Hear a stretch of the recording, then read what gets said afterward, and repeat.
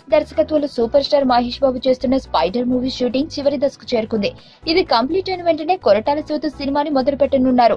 అందుకే డైరెక్టర్ పక్కగా pre production పనులను పూర్తి చేస్తున్నారు. మే నెల నుంచి సెట్స్ మీదకు వెళ్లనున్న ఈ సినిమాకి భరత్ అను నేను అని పేరును కూడా ఫిక్స్ చేశారు.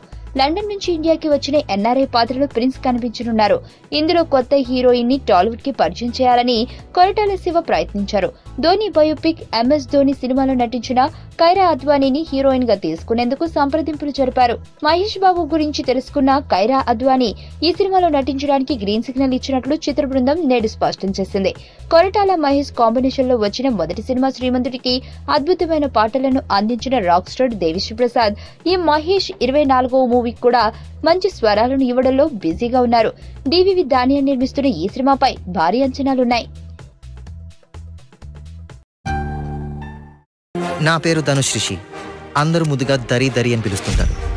దేవుడికి నా పైన ఉన్న క్లారిటీ, నా బ్యాడ్ లక్ ఉన్న గ్రావిటీ నాకు చిన్నప్పుడే అర్థమైంది. నా లైఫ్లో లక్ ఫ్యాక్టర్ రాంగ్గా ఉండొచ్చు, కానీ లవ్ ఫ్యాక్టర్ మాత్రం చాలా స్ట్రాంగ్గా ఉంది. ఒక మనిషి చేయి చూసి తన జాతకం మొత్తం చెప్పేయగలను.